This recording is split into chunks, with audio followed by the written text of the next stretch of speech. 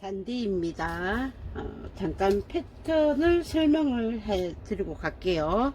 그냥 이거는 제가 봤을 때 그냥 주관적인 거니까 조금 개개인마다 차이가 있을 수 있습니다. 이게 제가 제작한 게 아니기 때문에 제작한 사람의 의도를 정확하게 파악할 수가 없기 때문에 할게요. 일단 제일 중요한 부분인 요크는 조금 이따 설명하고, 이제 앞판과 뒷판 그리고 소매를 한번 보겠습니다. 앞판에는 지금 별도의 표시가 없어요. 앞판 뒷판에 여기 윗부분에 요크와 부착하는 부분에. 그런데 이대로 해석하자면 요크의 길이, 여기 앞요크거든요. 앞요크의 앞중심 길이보다 앞요크의 요 몸판 폭이 이만큼 더 크다는 거는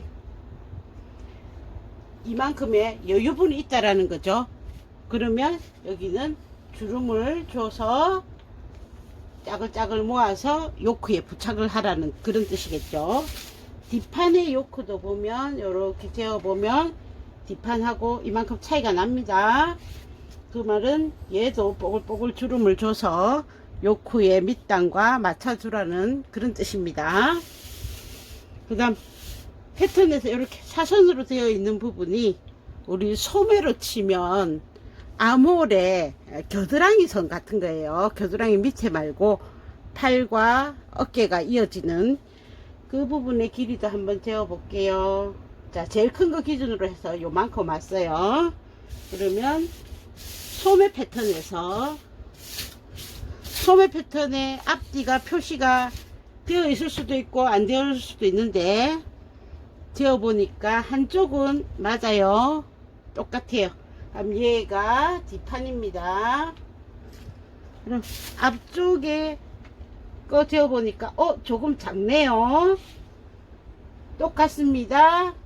여기가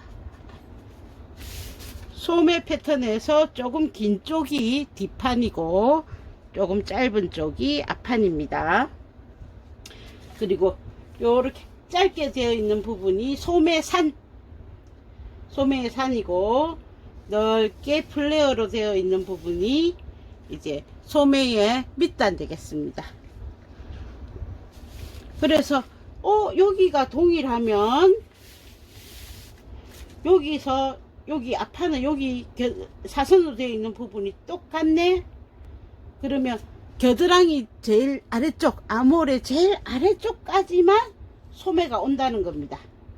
그럼 소매에서 우리 이제 팔뚝 부분, 소매의 길이 부분, 하장 부분이 없다라는 거죠.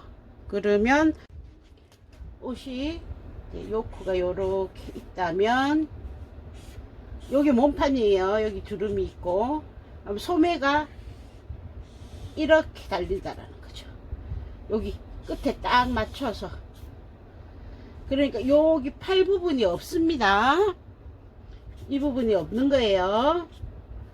딱 플레어로 끝나는 겁니다. 그럼 여기에 주름이 있고, 본인이 만약 나 소매분을 연장을 해주고 싶어, 겨드랑이에서 소매를 나오게 하고 싶어 라면 이 소매에서 직선으로 내려주시든지, 아니면 같이 이 각도를 유지해서 내려주시든지 해서 요 라인과 평행되는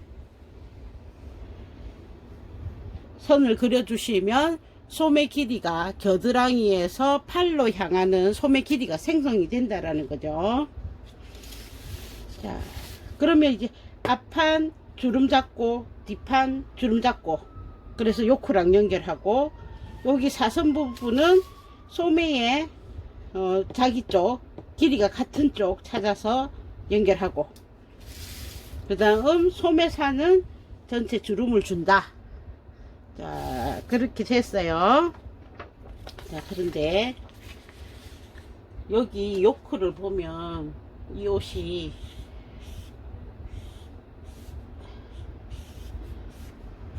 이렇게 되었는데, 소매에 여기 주름을 잡아라고 되어 있잖아요. 그럼 여기는 겨드랑이에 가깝게 되겠죠. 요 부분이 겨드랑이에 가깝게 되겠죠. 그러면 겨드랑이에 가까운 부분이 여기잖아요. 여기는 여기와 여기가 해당되겠죠. 근데 여기에 주름이 많으면, 양쪽에 주름이 많으면 겨드랑이 밑으로 해서 요 선이 넘어갈 때 여기가 주름이 집중이 된다면 약간 옷이 받칠 거예요. 그래서 소매에서 전체 주름을 잡아는 주되 앞판과 뒷판의 아몰선과 연결되는 요 부위는 좀 살살 잡아주고 가운데 부분은 좀 많이 잡아주고, 그래 해야 조금 더 자연스럽게 될 것 같아요. 그러니까 여기서 여기까지를 주름을 고르게 분산을 하면 여기가 너무 좀 모여져서 옷이 붕 뜬다라는 느낌이 들 것 같거든요. 그래서 이쪽을 중심으로 해서 조금 더 많이 주시라, 주름분을. 자, 그러면 이제 몸판은 뭐 비교적 뭐 별도로 설명할 게 없으니까 그렇게 끝나고요. 요크 한번 볼게요.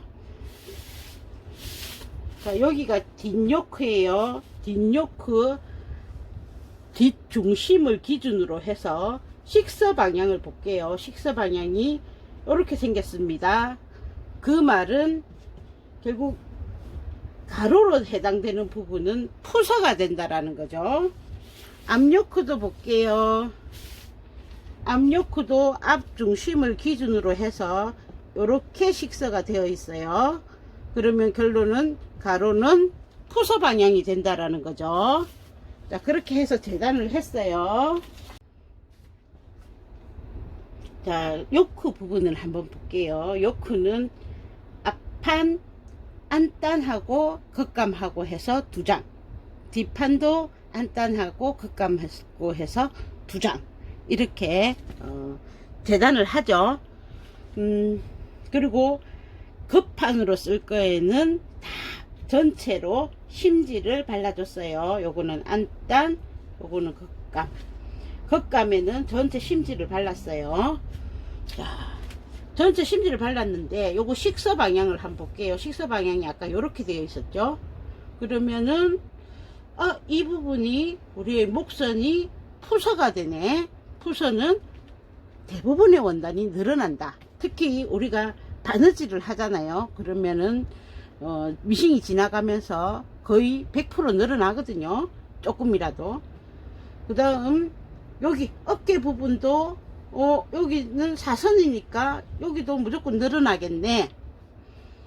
그러면 바느질 지나가고 우리가 옷을 상시적으로 계속 입고 했을 때 그 부분은 늘어나지 말아야 되는 부분이니까 다대 테이프, 다대 심지를 발라줬어요. 근데 왜 이제 보통은 다대는 여기 안단 부분에다가 많이 하거든요. 왜냐하면은 재봉한 후에, 겉감과 안단을 재봉한 후에 시접을 안단 쪽으로 넘겨서 상침을 주로 하죠. 그 상침할 때 요 다대까지 같이 상침이 되어야 다대가 떨어지지 않고, 세탁 후에도 떨어지지 않고 계속 유지를 해줄 거잖아요. 그러면은 목선이 늘어남을 계속 얘가 잡아주고 있을 거란 말이에요.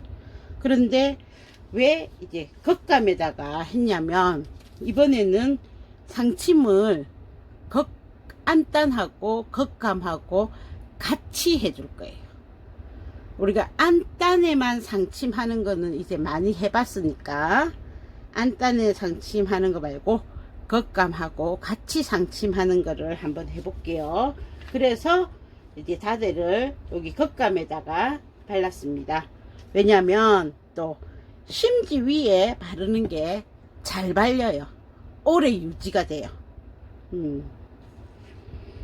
그래서 원래대로 한다면 여기 안단에다가 다대를 붙여주는 게 좋습니다. 그리고 붙여줄 때는 여기 시접 1cm 안쪽으로 붙여주시면 좋아요. 왜냐하면은 시접에다 해놓으면 우리가 시접을 잘라내 버릴 수도 있죠. 그 다음 만약 곡선이라면은 착착착착 잘라 버릴 수도 있죠. 이렇게 돌아가라고, 요런 코너 같은데 이렇게 탁 돌아가라고 잘라 버릴 수가 있단 말이에요. 그러면은 아무래도 그 늘어나지 말라고 붙여놨던 심지의 기능이 상실이 되겠죠.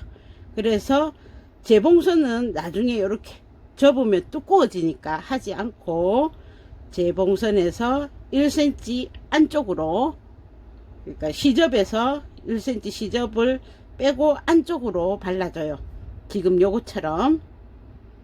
보통은 여기에다가. 근데 저는 이번에는 겉감과 같이 상침을 하기 위해서 겉판에다가 발라줬어요. 자, 그리고 패턴 상에는 여기 요크가 폭이 좀 좁더라고요. 여기 폭이 한 4cm 정도밖에 안 돼요. 근데 이제 앞서 만들어서 입어 보신 분들을 보니까 이게 여기 어깨 끈 있는 부분, 브라자 끈이 보일 것 같더라고요. 그래서 저는 요 폭을 1cm 더 줬습니다. 조금 넓어졌죠, 요 패턴보다. 그래서 먼저 요크부터 처리를 할게요. 자, 뒷판은 뒷판 안땅과 이렇게 이어서 요 부분에 시침핀을 꽂아 놨어요. 그 다음 앞판은 앞판끼리 붙여서 시침핀을 꽂아 놨어요. 자, 먼저 하실 일은 이렇게 놓고 앞판과 뒷판 약간 차이가 나요. 요 각도가 좀 차이 나더라고요.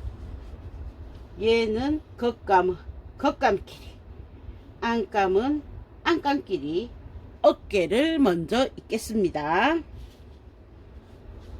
얘도 겉감은 겉감끼리, 안감은 안감끼리 이렇게 해서 먼저 어깨를 입겠습니다.